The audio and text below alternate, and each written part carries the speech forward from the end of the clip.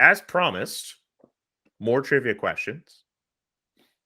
The theme is still trade deadline day, so there will still be more trade questions. Jess killed it in the last one.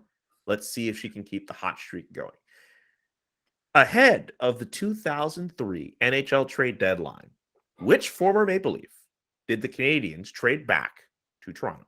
Was it A, Doug Gilmour, B, Mikhail Grabovski, C, Darcy Tucker, D, Sergei Berezin?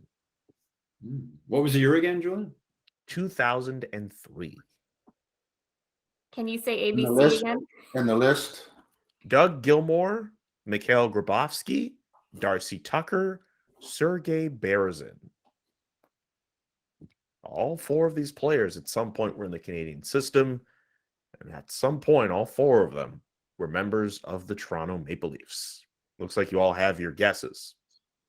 3, 2, 1. Show them. Look at this. Stu and Rick got it right. It was Doug Gilmour. And then, if I remember right, Gilmour blew out his knee his first game back with the Leafs. Damn. I was assistant coach back then. I think you're right. Yeah. He went back. He played one game with the Leafs and blew out his knee, and that was it. The only memory. Oh, go ahead. You must have been coaching Rick too, I guess, when he slammed the penalty box door at the Bell Center and the glass shattered. That's a lasting memory of Doug Gilmour. Canadiens.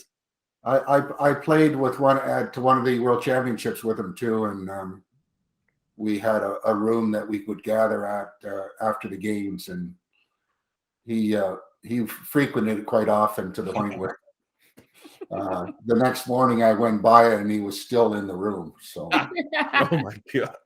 I always remember him in the '93. Doesn't make him a bad guy. Doesn't make him a bad guy. The '93 playoffs. I remember him with the Leafs. Man, he was unbelievable. I remember he's like a little guy. He was like 170 pounds, soaking wet.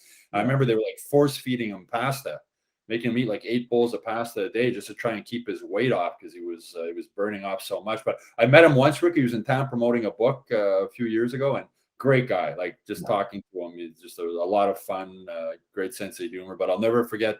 Dude, I remember breaking the glass on the door at the Bell Center. I remember how good he was in that Leafs '93 playoff run. He was an amazing effort during that.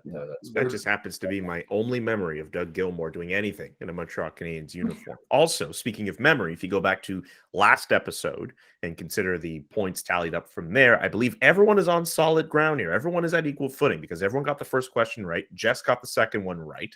And now Stu and Rick just got this last one right. So each of you guys should have 2 points if my math is correct, which means this final question could be for all the marbles, or maybe there'll be a tie, or, maybe no one will get the answer right. Who knows?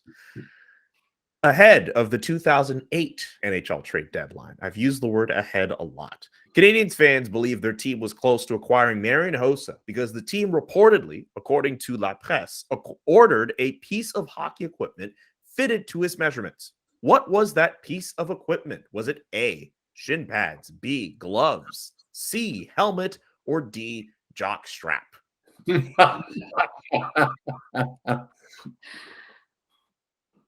All right, you guys got it? I'm okay if you guys all get it right and we all end up in a tie here. That's fine. Everyone can get the undying love and gratitude. 3, 2, 1. Show me your answers. Oh, I did not expect this. Rick is the only one who got it right. Gloves. Whoa. What do you mean you didn't expect this? I thought everyone was going to get it right. I thought everyone was confident enough to get it. I figured you would have gotten it right, but I thought everyone was going to get it. Oh, I didn't expect that. I guess they must have ordered. Motivated me with the undying, affection thing. I was just like, I gotta get this done for the recognition from Julian.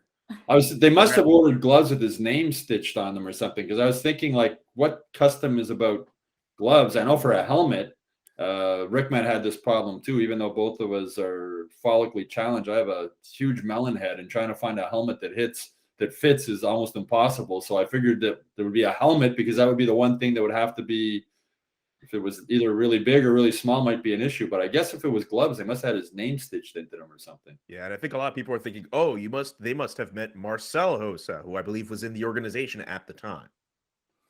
That's an interesting. Where did you find that? Where did you get that information? Was it La Presse you said story? La Presse, apparently, like, what's funny is that for years that was just like an urban legend thing. I kind of like heard, or like just kind of hear like, oh yeah, it was his gloves. But I never realized until fairly recently that it was something that was actually reported on by La Presse. And I found like an old like newspaper clipping with that story.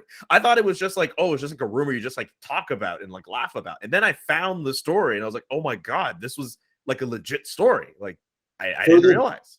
Further proof, Julian, that Canadiens fans will read absolutely anything about the Canadiens players. Anything. And I imagine they will read the stuff at the website I work for, and they will read stuff at Hockey Inside Out as well, which you can visit to watch full episodes and, of course, read great stuff from Stu Cowan and all the other great people who work for the Montreal Gazette.